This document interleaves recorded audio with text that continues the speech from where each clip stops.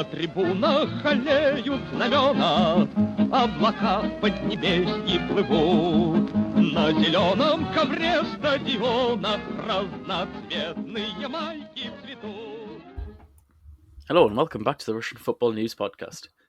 We'll reconvene at a little bit of a different time this week due to some of the European fixtures that took place involving Russian clubs within the middle of the week.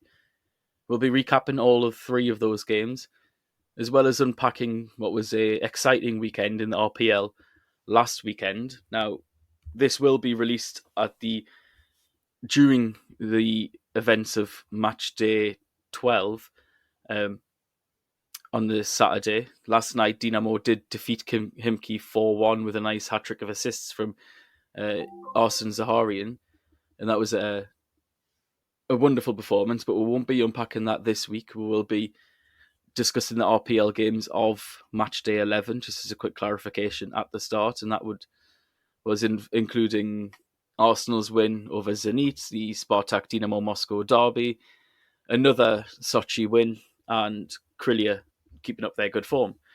But to get straight into the European games first, Spartak played Leicester City at the Otokritia Arena on Wednesday afternoon. It was at 3:30 on Wednesday in UK time, so it did make it a little bit of a difficult one for those watching in Britain and in the United States time zones to keep up to date with. But anyway, Spartak raced off to a 2-0 lead with goals from Alexander Sobolev and Jordan Larsson. Matching up Leicester, both teams playing a back 3. Quite a wide open game, both getting some enjoyment in behind. Patson Daka got one back for Leicester just before half-time.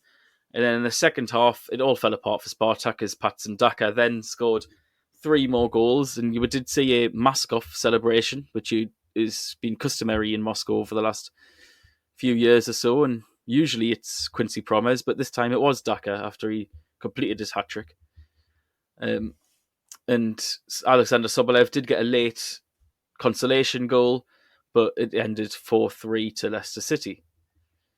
So I watched this one myself. I've seen,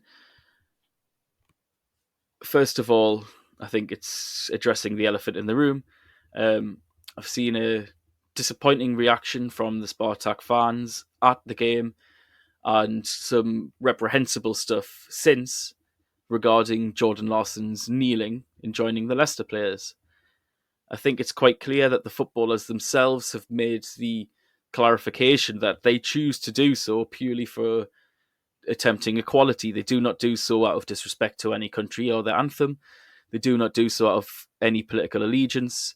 It is purely for a plea for equality and raising awareness of the plight that they believe in.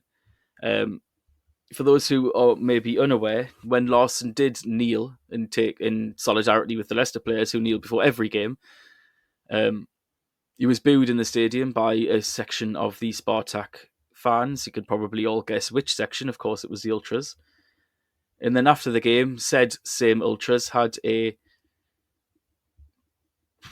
anti-Jordan Larsson graffiti, I believe it was, in which they were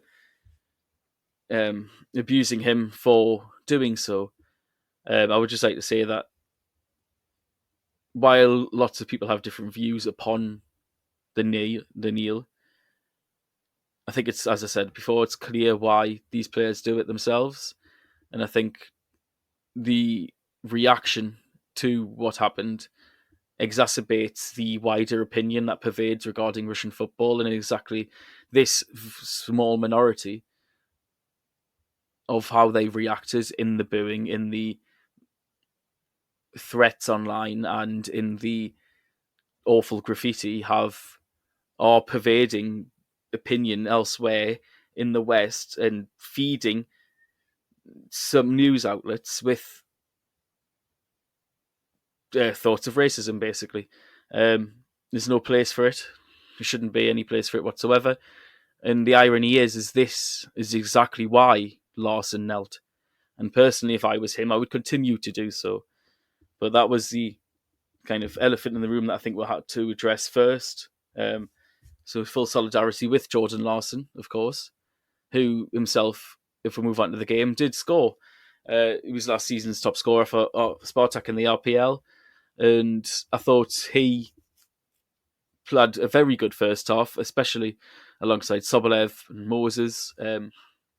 It combined really nicely to take advantage of some large gaps in behind Leicester's defence. Both sides in the first half actually played very open and very attacking.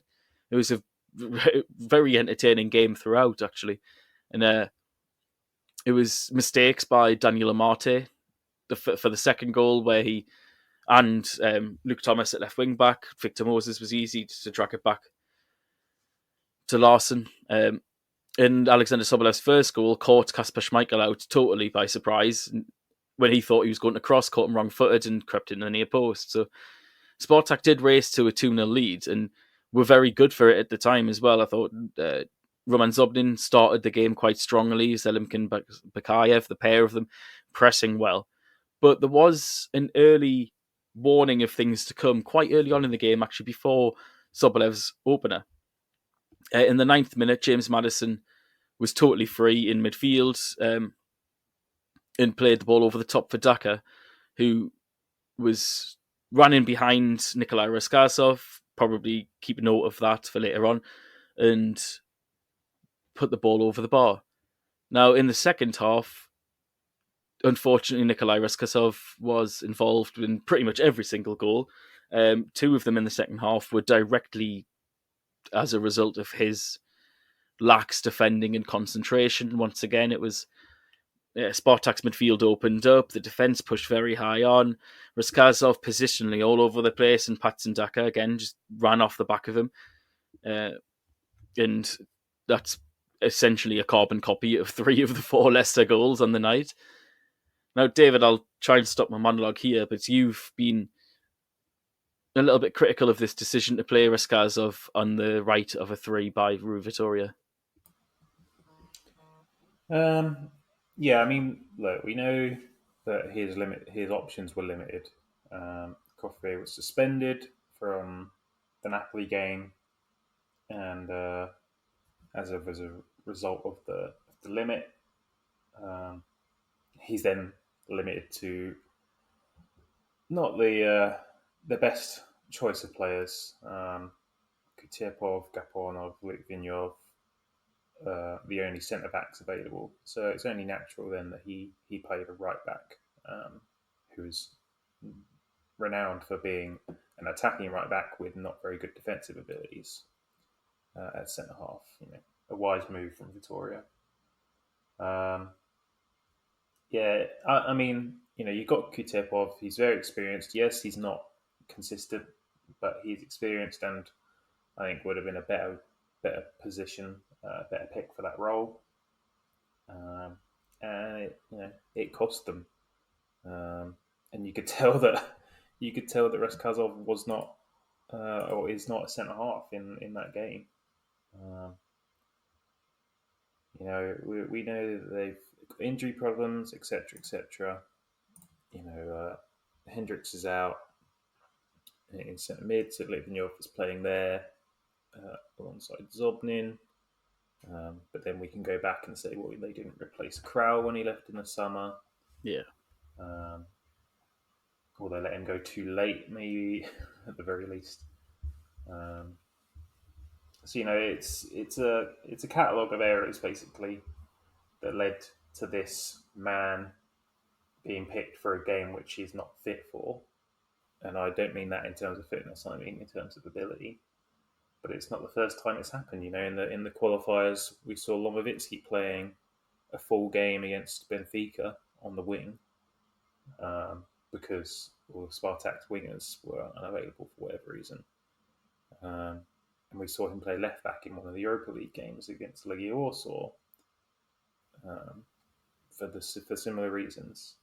So yeah, it's the same point that we've hammered on about for God knows how long now. The limit forcing inadequate players to be used in games of high caliber, and it's why Russia are slipping down the coefficients. And we can come back to coefficients at another point, but I think it'll ultimately they're falling into a place where actually they're going to suit the level a bit better. Yeah, I think I agree. This is born out of, and a problem born from the limit being poorly handled, Spartak's dreadful transfer window, and just a lack of general effective direction from the very top of the football club, top down. But just to quickly approach the limit, now it's well known that RFU president Alexander Dukov is not a fan of the limit whatsoever. Um, he's previously stated that you'll find he's not quite sure how they would be able to get rid of it in its entirety because of the support for it, and that was found right when the clubs voted for and against it, and there was actually quite a big mix of what to do. But one general is that most of the European clubs were pretty spoke against it, and Zhukov he himself said that I am against the limits. I think we will come to a cancellation. The reason for it is clear. It's in place due to the ineffective work of the academy system. Today, the limit is not the factor that creates the main problems. There are other problems. Now, I agree that this is not the factor that creates the main problems in the game domestically, without a shadow of a doubt. But I think the limit is the one of the biggest pressing factors that is causing, like you said, David, this slide down the coefficients. It's when you get these injuries, like Maslov's injury, and then you've got an option of Litvinov, who's woefully inexperienced, Raskazov, who's not a good enough defender at right back, never mind at right centre back against recent Premier League title winners Leicester.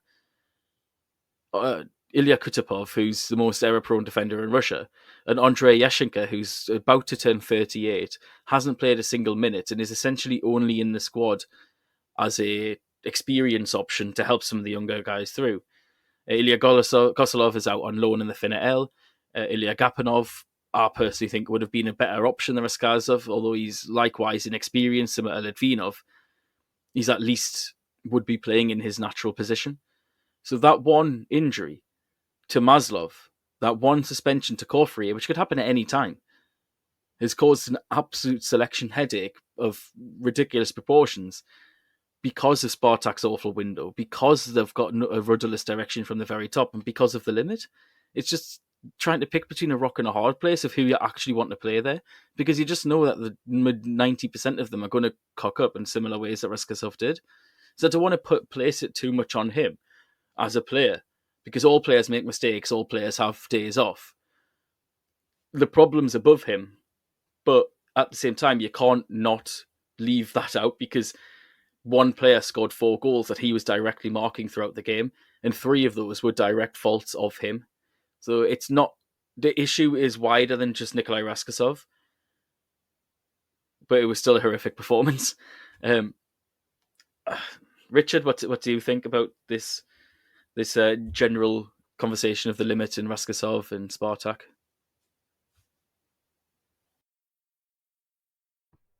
Yeah, it's just, like we both said, it's just like a broken record. We go on about it all the time with the limit, and yeah, like you said, second any of the Russian teams get injuries. I think when their full starting 11s are fit, they can put out a decent side. I mean, still not absolutely brilliant, but they can put out a decent side. But then straight away you get injuries, like you mentioned, you're having to sometimes put square pegs in round holes, like Lomovitsky at left back against Legia.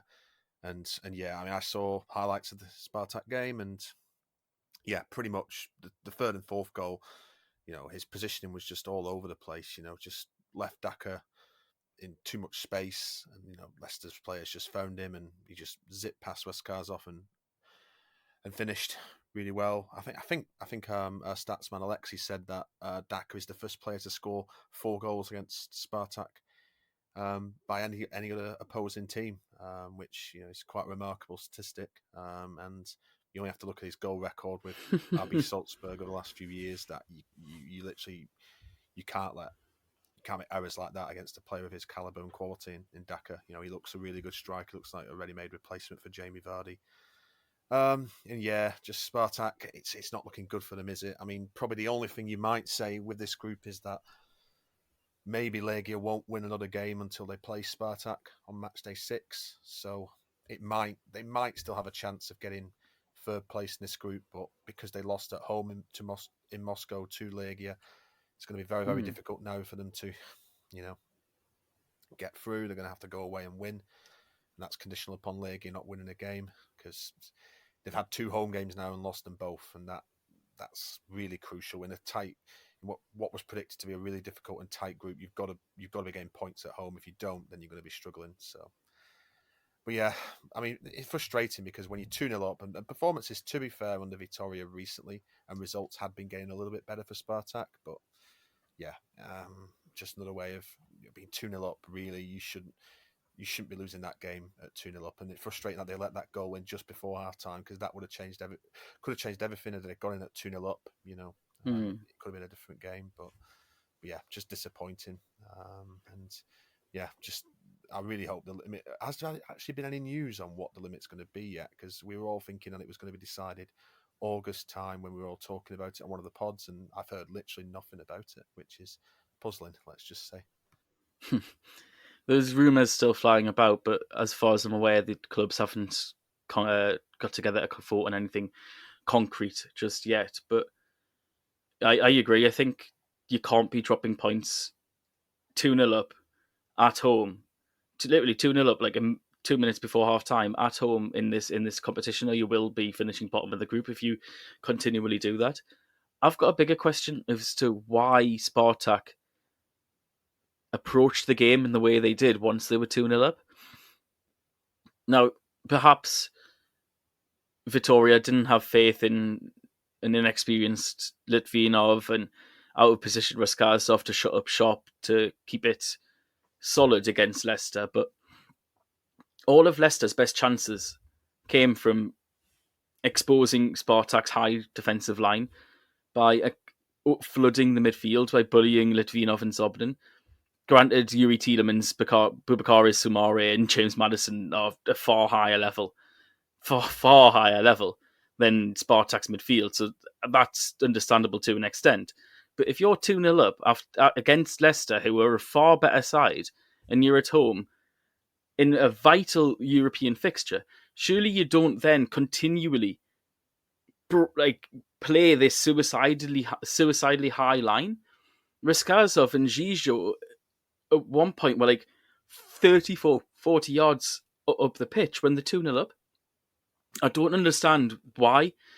Was this Vitoria's instructions, or was it the players not listening? It just doesn't make sense why they didn't retreat, try and keep it solid, and especially after the fact that by 3 minutes into the second half, it's 2-2.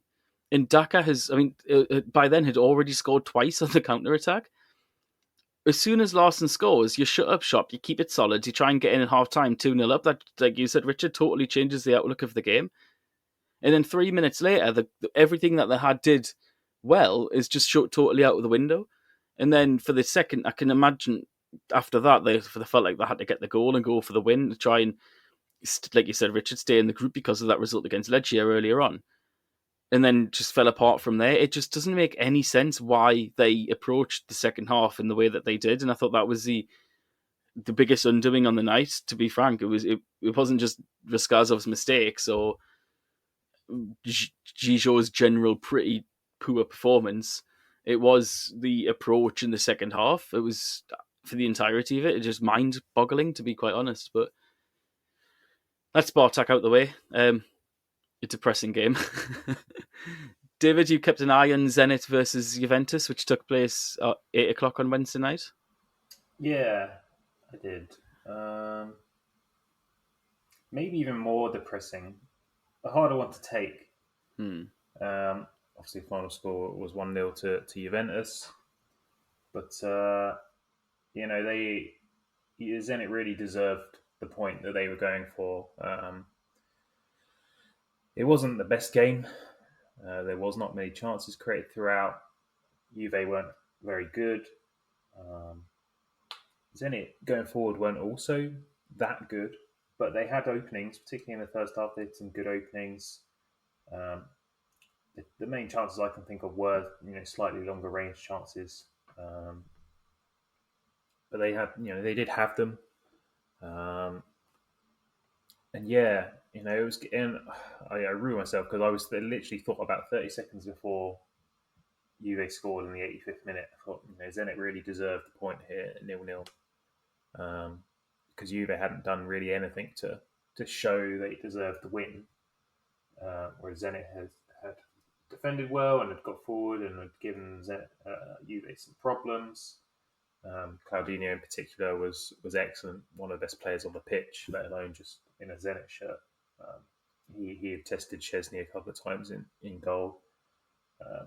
First half in particular, it was a really good effort that he had. So for them to go and concede a late losing goal in poor fashion, it was just a cross lumped in. Kulusevski just nips in between two defenders. Lovren had been dragged near following a man, and there was a big gap that Kulusevski could run into. I don't know who was meant to be tracking him, but it was not good marking from Zenit in general, to allow that free run, and he just got a glancing header on it, went in at the back post. And that was that. At that point, Zenit had made a couple of not defence-minded changes. They actually had made more attack-minded changes because Juba had not had a very effective game. I think Hanu had messaged me and said that he had 19 touches and most of them were inside his own half or something like that. And that his heat map looked more like a centre-back than a striker, which I didn't look at myself, but I did laugh. But they brought Azmoun on, and he had a couple of openings quite early on after coming on in the second half, where he got slipped through on goal or into the channels and sent away. So yeah, they really deserved something from the game because Juve weren't up to it. I was chatting to a Juve fan afterwards. They've been on poor form, so they were really happy that they managed to scrape a result from that performance, which wasn't particularly impressive. And it was a home game for Zenit, and 3 points would have been really nice. To maybe try and challenge for the top two spots. It seems unlikely at this point now. Obviously, having already won against Malmo, all they've got to do is avoid, and they won convincingly against Malmo. So, providing that Malmo don't win any of their other games against Juve or Chelsea, all they have to do now is avoid losing a massive defeat to Malmo in the final fixture, because they won 4-0 at home. So all they've got to do is avoid losing 5-0 to Malmo, and they should have third place, sorted. Under the assumption that Malmo are going to lose every fixture, which seems likely against Chelsea and Juve, because it seems likely because they look poor. So they're in a good position to get out of the group, I think. Zenit have in general had a not embarrassing campaign. They put on a really good display at Chelsea, where they again conceded just one goal, an unfortunate goal header from a cross, whereas Chistikov's marking was not particularly good, and Kritsuk in goal.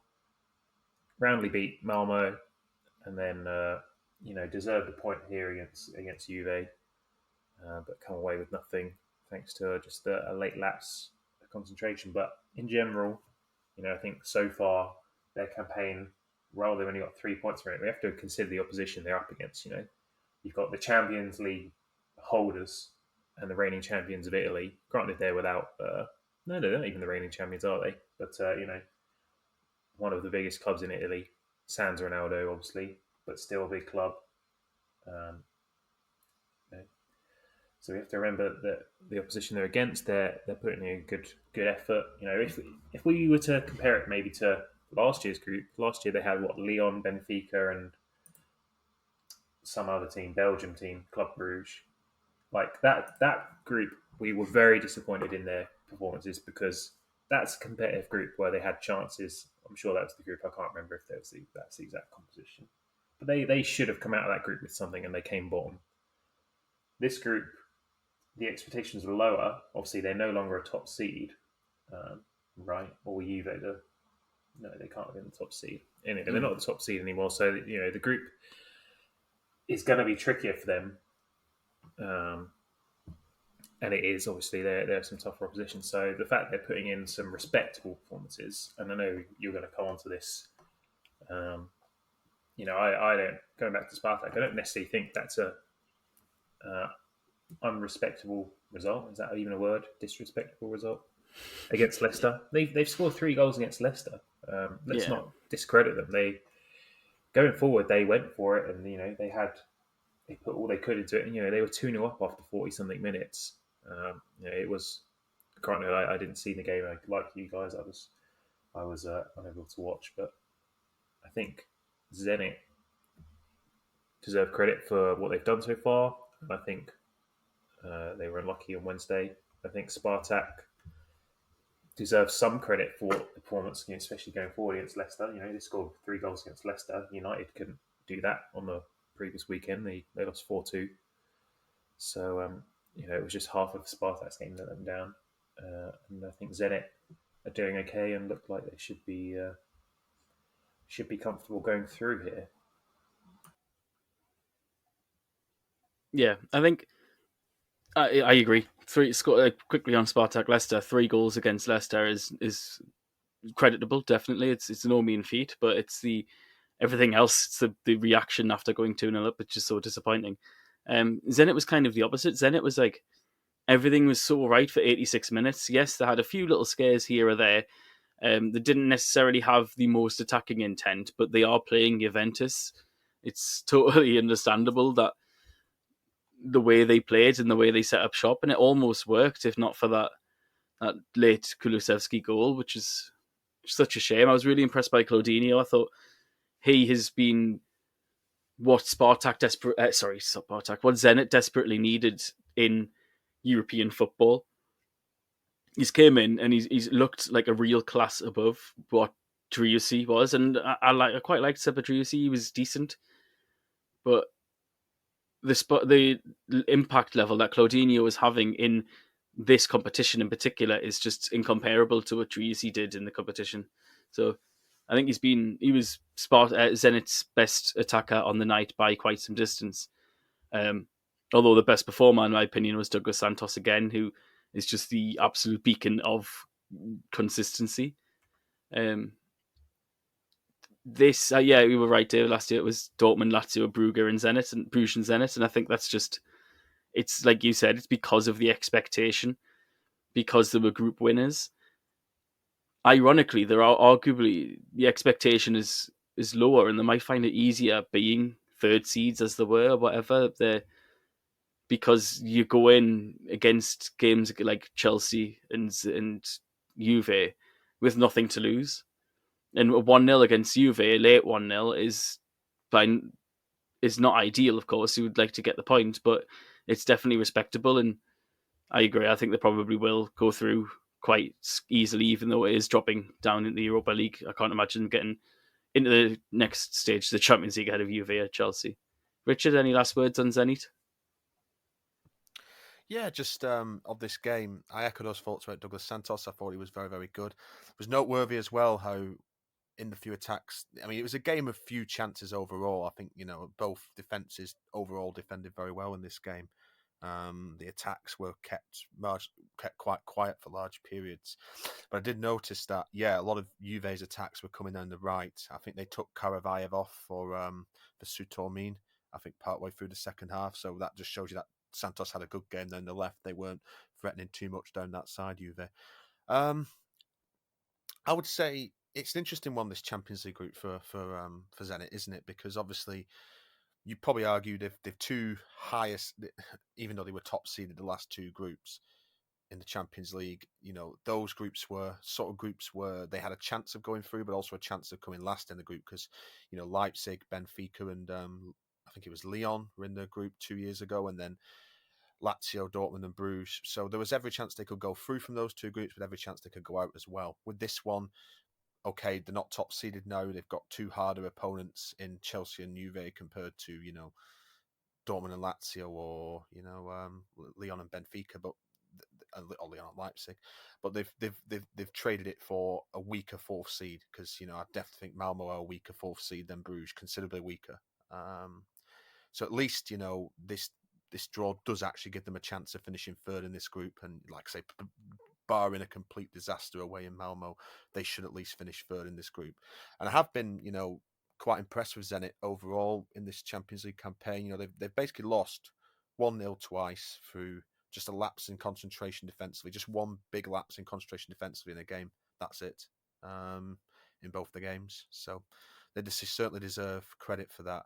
I do agree with Zuba that I don't think he had a particularly good game. There was one moment in the first half when I think he got clear down the channel, and he was just too slow with his decision making. I think there was players just getting up in support and just a bit too slow finding them with a pass. And then Mateo De Chilio, obviously being a fullback, is a lot quicker than he is. He got back and nipped the ball off him. I agree with Claudinho. I think he had an excellent game. Nearly caught Szczesny out with that shot that he had. I think Szczesny was just going away from it and he just managed to get a hand on it.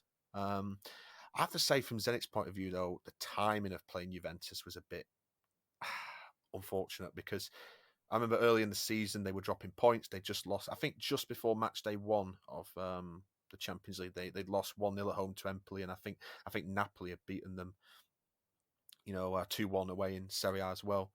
And had they played Juve first game when they were on bad form at the start of the season, I actually feel Zenit might have won that. The timing of the game didn't work in their favour, because, to be fair to Juve, even though they've been functional rather than flamboyant under Max Allegri, and credit to Allegri, he's a brilliant coach. He's reviving them after a difficult start.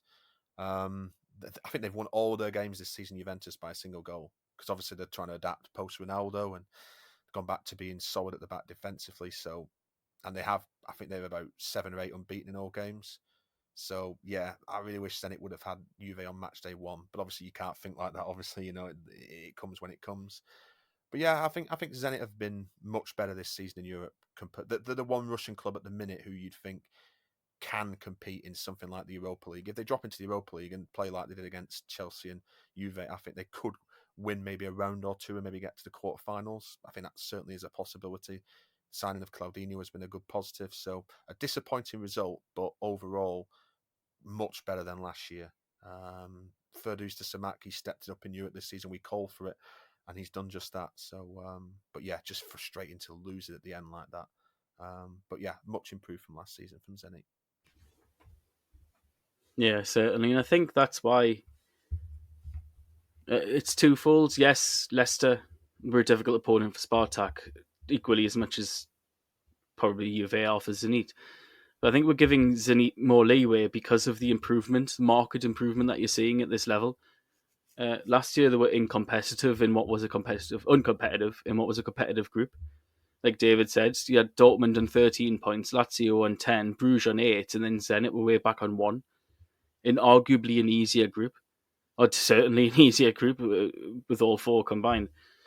So because of that, I think it's easy to have a little bit of leeway for Zenit, even though it was a very difficult result to take after 86 minutes of excellent defensive football.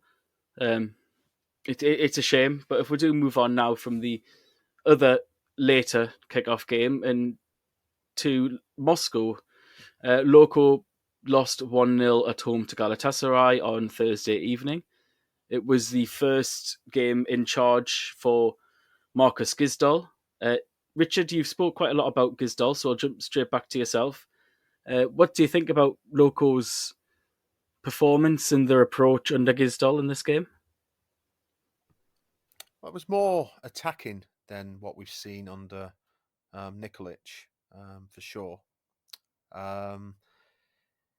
Thought the first half of it was good from Loko. I thought they played quite well first half. There was one moment where I think Maradashvili had a shot. It went just wide of the post, and I think it was set up by a really good run from Giriano Kirk. So there was some more attacking intent comparative to Nikolic's reign that we saw in the first half, especially in this game. They were trying to get the ball through the lines quicker transitions in attack. But then second half, it faded really badly. I think Galatasaray really took control of the game in the second half, and I think the victory was deserved over Loko. Was concerning to see them fade like they did in the second half. Gala just got all over them in midfield. So yeah, the approach from Gisdol has been a contrast to Nikolic, but yeah, even with a more positive approach, I think Loco looked pretty toothless up front, really. I thought Fyodor Smolov didn't particularly have a good game. There was a couple of moments when they got near the final third of Galatasaray, and that final pass that he was laying off to Zhemaletdinov and Giano Kirk in support, and maybe one of the midfielders as well, was not great. I thought Alexis Becker had a good first half, but then a poor second half. A couple of times when he gave the ball away in midfield, and that allowed Gala to pick it up quickly, and they got at Loco's centre-back pairing of Tinyedvai and Pablo, who I thought both had very good games. So, yeah, just a game of contrasts, really, I would say. A decent to good first half from Loco, but then a poor second half, and that poor second half, it cost him in the end. I'll give the Galatasaray's defence a lot of credit. I thought Victor Nelson and Marcao, the centre-backs, were both very good for Galatasaray. Much in the same way that Matthijs de Ligt and Leonardo Bonucci were good for Juventus against Zenit. So they're a bit unfortunate in that regard, but the attack was a bit toothless, I must admit. Zhemaletdinov was probably the best of Loco's attacking players. So a more positive approach on the Gisdol, but was concerning how it faded so much in the second half compared to the first. And again, it's another classic example like Spartak. That's 2 home games now that Lokomotiv have had, and they've not taken a win from them. So progression in this group now is going to be very, very difficult. And Galatasaray have surprised everybody so far. Was kind of expecting them and Loco to be fighting out for third, but they're top of the group and playing well. So Lokomotiv are going to have to go away to Marseille and away to the Turk Telecom Arena in Istanbul, and they've got to really be looking at trying to win one of those games and then possibly try and get a draw, beat Lazio. It's not looking great for them, got to say, and concerning how that second half performance really faded away. But yeah, not brilliant so far from Gisdol, I have to say. They had to come back from 2, we'll get onto this later, they had to come back from 2 goals down against Rubin to salvage a draw. Not the best of starts for him, let's just say. Yeah, certainly not. And I must correct myself earlier. I missed out Gisdol's first game in charge in European competition, of course. So apologies to everyone for that. But I agree. I thought it was a weird performance. It was very attacking for a Loco side. What obviously far from what you have expected from Lokomotiv in the recent years. There's definitely signs of a Rangnick identity in there. And we discussed offline before the podcast, but to quickly summarize, Rangnick generally prefers his players to play in a very attacking, very high pressing 4-2-2-2 formation. It seemed like it was his direction that prompted Marko Nikolic to shift this season from his preferred diamonds to the 4-2-2-2. And that kind of was the beginning of the end for Nico, because he was granting power to Rangnick, whether he had a choice or not. He was changing the size to suit the director, and and after that, the performances were just totally different. So I wonder how much input Gisdol has and how much power Rangnick actually has over the side, as well as in the short and the long term. But just to quickly go through, we had left back Rebic playing at right back, left winger Tiknisian playing at left back, midfielder Konstantin Maradashvili playing on the wing, while there was a winger and 4 fullbacks left on the bench. David, could you explain, do you think, why is this Rangnick's influence? Probably not. I don't think it is Rangnick's influence, personally, because I think he would be smarter than to pick a team that disjointed. My assumption is that obviously Gisdol's very new. He still doesn't know his squad properly, and he's probably got one of the longer term coaches, one of the Russian coaches, is presumably picking the team. we've put our thoughts out on Technesian before. I have, I think. As a left back, I don't think he's all that. You could have had him on the wing because we've talked about it before. He's more apt going forward. So have him as a left mid if you're missing Comano and whoever else. And Jorim wasn't on the bench either, as I recall. So that also dispelled the option of having him as the 10 and Riffat on the wing. They were missing a few players in the attacking roles to be able to mix things up. But the option is you've got Rybczynski or Technesian who can both play on the wing. 4 fullbacks on the bench, so you could have a natural right back. Not even that the left fullbacks were at fault for the goal. Like the goal that Galatasaray scored was fantastic. And if anything, it was the centre-back pairing. Far too, they must have been, I'd have to look at it back, but they must have been at least 20 yards apart, if not more. There was a huge gap in the middle that the goal scorer, I don't know who scored it, was it Karagioglu? Ran into. It was a fantastic move from Galatasaray. One-touch passing, brilliant through ball, but a huge gap for the defenders to leave between the two of them. So the fullback's not necessarily that bad. Obviously, you're shifting it to be able to allow a proper wide player to play instead of Maradishvili, who I like as a player, but yeah, as you say, not a wide player, especially not on the left.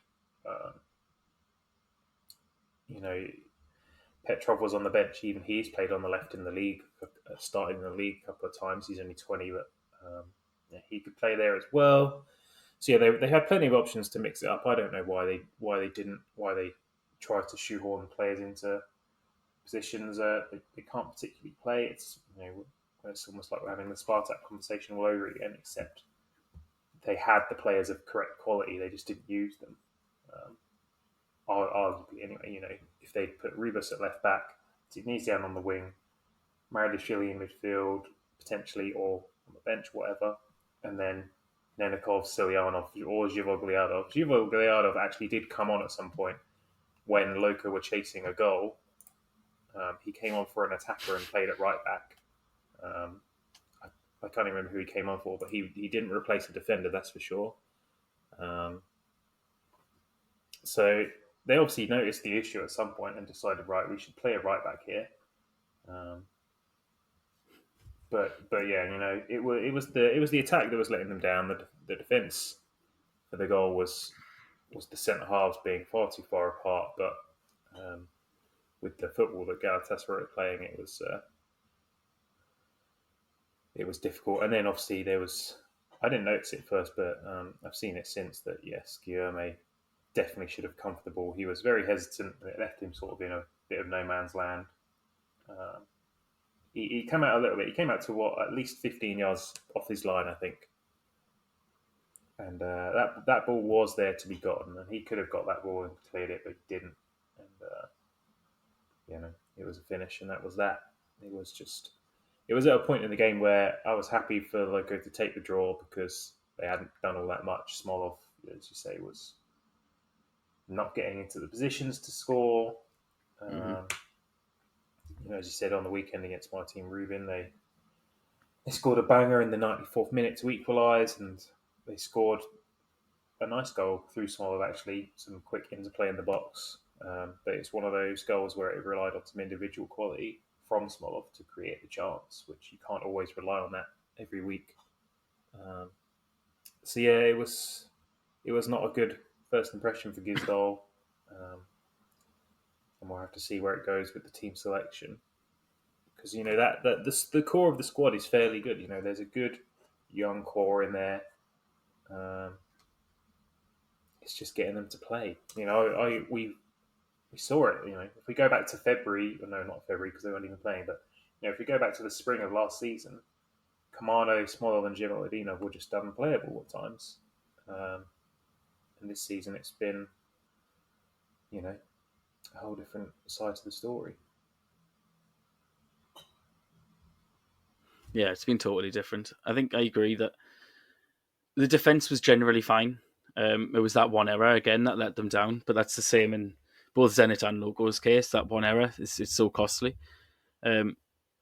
Guillaume, I totally agree, should have done better, should have been more commanding, but it is the attack that's certainly let them down. I thought Maradashvili, I don't rate him as highly as you do, David, for example, but I do think he's a quality midfielder.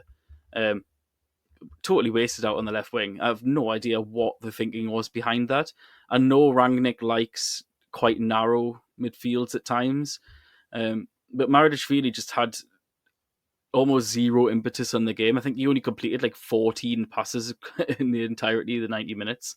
And it had a really poor game. I don't want to single him out because he, like we've said, he was out of position.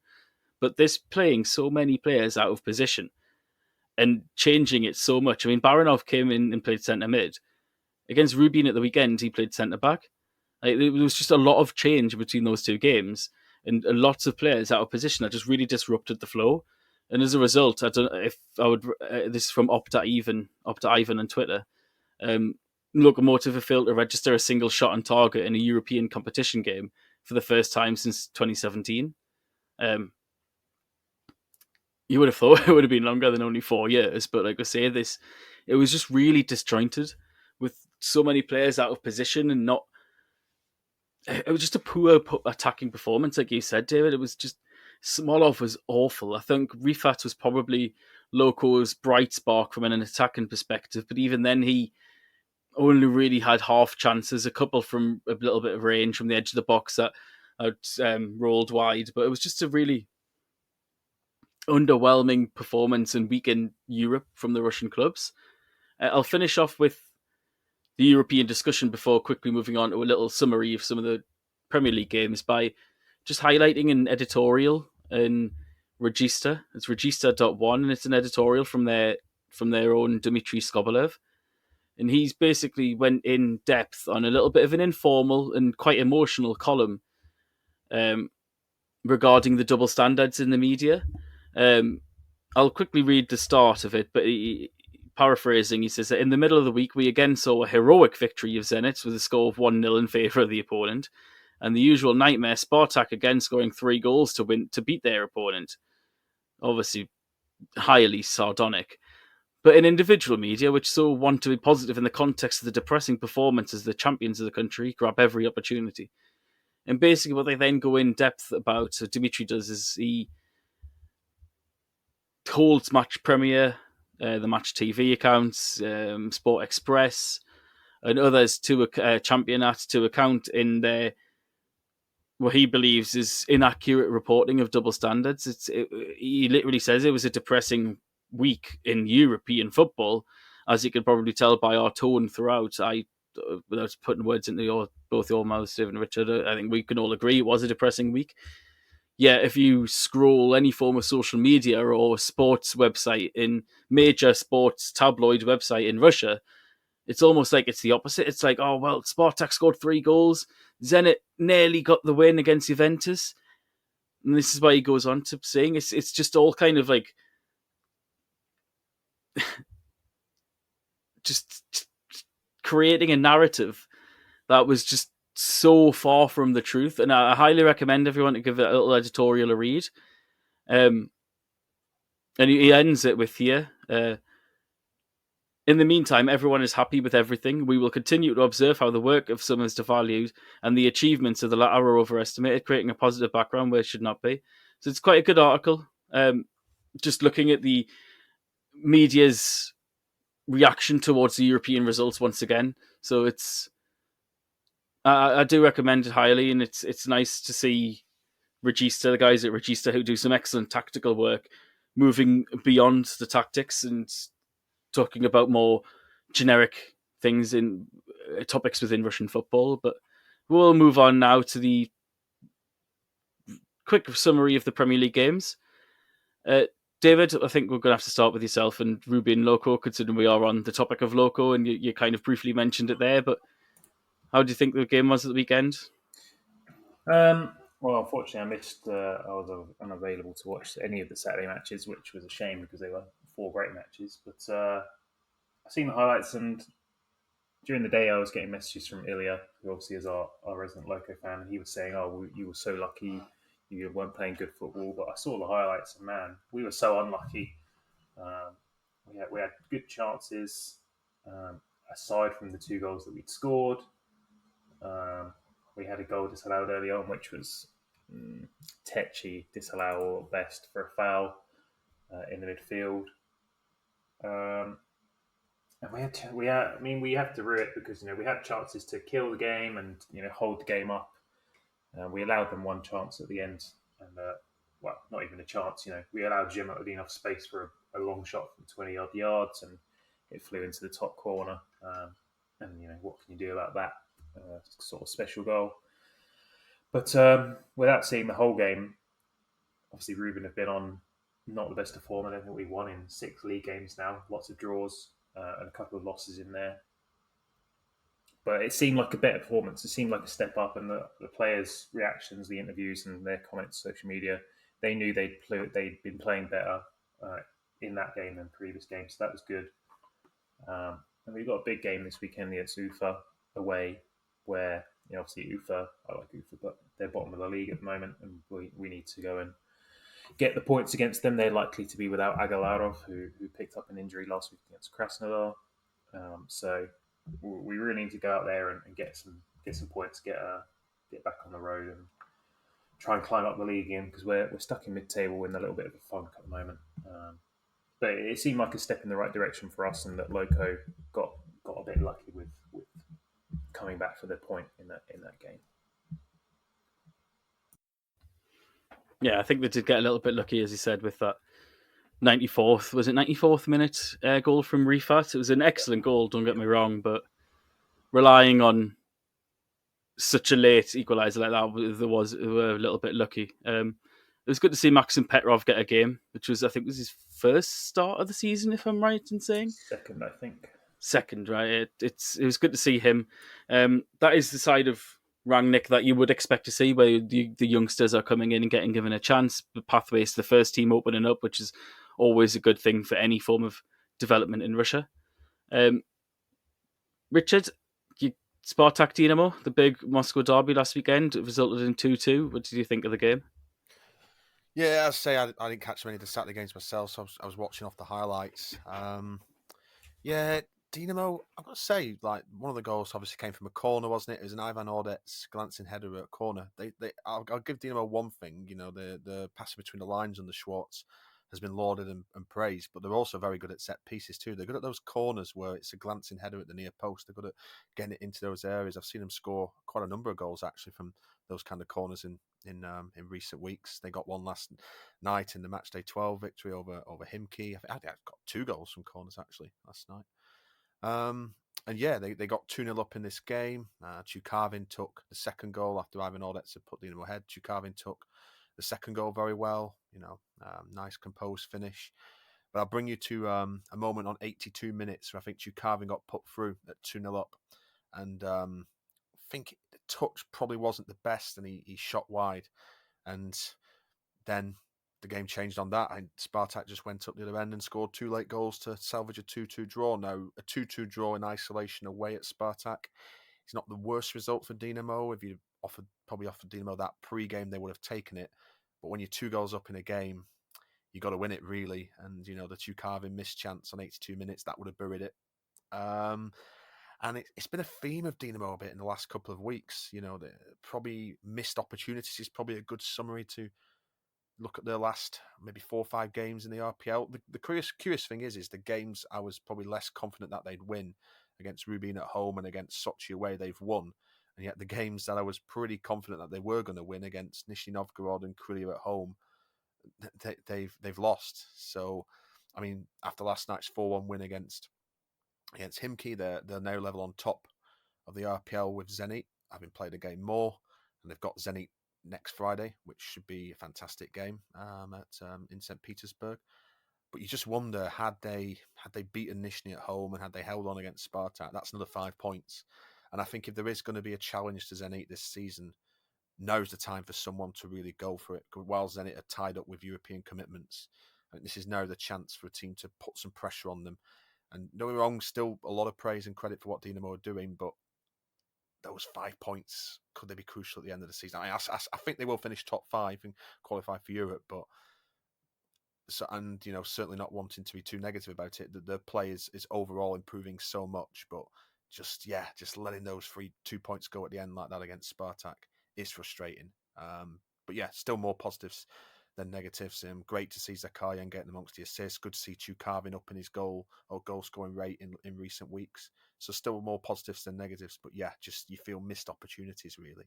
But hopefully they can soon start, picking up more points, and not letting games go, which they shouldn't be drawing or losing. But yeah, overall more positives than negatives. So yeah, happy enough. Yeah, certainly. And from the Spartak perspective, it was again another man of the match performance from George Zigia. I think he's having his best season at Spartak, to be frank. I think he's been absolutely outstanding for the vast majority of games this season, defensively, and now he scored as well. It was both defenders, actually, for those who may not have realised, who got the late goals for Spartak in that return. I'll tackle Arsenal Zenit myself very quickly. Arsenal beat Zenit 2-1 in a surprise result. Zenit had 72% possession, 26 shots on goal, 9 on target. It was an absolute dominant performance in terms of possession from Zenit. Malcolm was absolutely brilliant. He may not have scored on the day, but I think he did set up the Artem Zuba's goal and just was a general menace for two Arsenals throughout.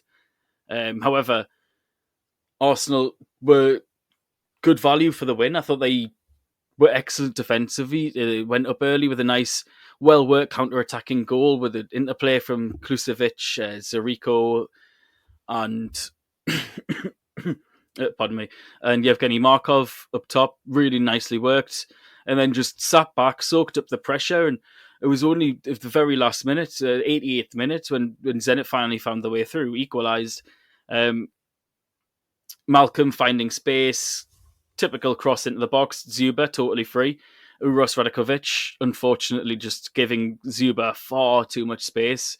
You can't give a man like that space, and you know exactly what Zuba will do. Anton Kochenkov in goal was excellent. It was one of his better performances to be honest, he's actually having quite a solid season for Arsenal. He's been one of their bright lights, even when they were not performing as well. Maxim Belyayev back to his best. I thought he was excellent. And then in the very last minute, Kings Kangwa absolutely pinging one top bins to take the game. He was brilliant. I have no idea why he hasn't been the first name on Arsenal's team sheet throughout the entirety of the season, because whenever he plays, he just makes a marked advantage. The last 2 games now, I think, against Himki and Zenit, he's been excellent in both of them. Arsenal themselves starting to show some signs of revival after a terrible start. Of course, they're now currently like 12th. They're out of the bottom 4. And I think they've only lost 1 in 6 in the league and in all competitions. That was away to Ural. But in that time, they've drew with Siska, beat Nizhny away, demolished Dinamo Bryansk in the Cup, drew with Himki, and then beat Zenit, which is the big scalp. So that's, since getting rid of Dmitry Parfyanov and bringing in Miodrag Bozovic, has been a marked improvement on the defensive work. Parfyanov just does not have a clue how to set up any team to keep it solid defensively. I've never seen a manager so inept at doing so in the RPL, to be quite frank. So I think they've got a good core of a squad there. The midfield in particular, Zarico's got lots of potential, maybe not quite fulfilled it yet, but Kings, Chaucic, Tukachov is one of the better midfields in the bottom amongst the relegation fight. Daniel Kulusevski is probably going to get a big move to a bigger club in the near future. I think he's been Arsenal's best player this season. And I've also been impressed with young Stepanov on loan from Rubin. And so it was just about sorting that defence out, really. I still don't rate Yevgeny Markov whatsoever. I think he's largely a waste of space. I think he was pretty poor against Zenit. Yes, he was isolated and did very much just a hard work job. But if they can get Yevgeny Lutsenko in the form that he was in 18 months to 2 years ago, maybe get Evans Kangwa in the form now, when those two are really performing really well alongside each other, then they'll probably be all right for the season, because Bozovic just knows how to survive in this league. David, Sochi and Rostov is a really entertaining game. You want to give us a quick summary of that one before we go? Yeah, I mean, Rostov just absolutely dreadful again, to be honest. Really, really struggling to get anything going this season. Sochi come out. It's such a pain to see Sochi playing well domestically, knowing that obviously they fell out in Europe on penalties, and only got to penalties because of a last minute howler from Janaya, wasn't it, as I recall. It's a tough one because they're playing really well. They tore. I mean, they were 3-0 at half time. They could have been 4 or 5 before half time against Rostov. Rostov didn't really do much granted, it ended 3-2, but they scored off a set piece, and then they scored a consolation in the last minute.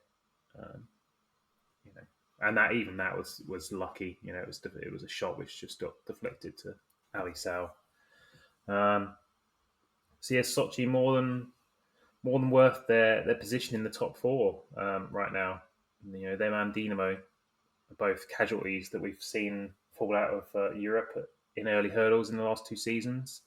If Dinamo had pulled off that win against Spartak, they would be top of the league right now after their win against Khimki. Granted, they're still joint top, but Zenit have a game in hand.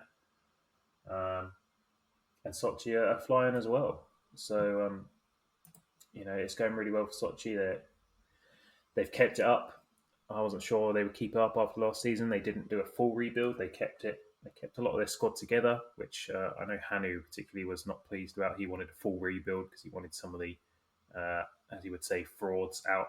But they've been keeping it going. Naboa's not being as influential, but it's still going good. So, good for them. Terrible for Rostov.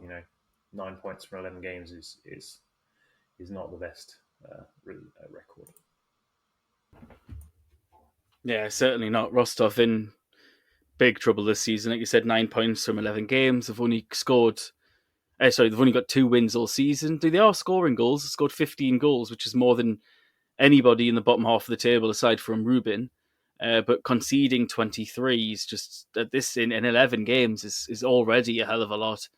It's going to be a long season for them. I think that's pretty obvious to say. Already onto the second manager, and Zara Tadeev. And they're going to need do some serious work in the transfer window if they're going to get out of this problem, this rut that they're in, and try and do the what Rostov of old, and try and find some gems from maybe some more unknown markets out there to try and turn things around. But to quickly just go ahead of some of discuss some of the games ahead of this weekend. Of course, as I mentioned earlier, Dinamo beat Khimki last night 4-1. That was the first game of this game week 12. Today we have Nizhny Krasnodar, which is, as the time of recording, literally just about to kick off. Rostov Arsenal, CSKA Krylia. And then on Sunday, Ufa Rubin, Akhmat Ural. Biggest game of the weekend, probably by quite some distance. Zenit Spartak. And then on Monday, Loko versus Sochi. We'll be back next week at the more regular time, obviously with no European games, to discuss all of this and give you some of the fallout from some of the big games this weekend. But for now, this has been the Russian Football News Podcast. Goodbye for now.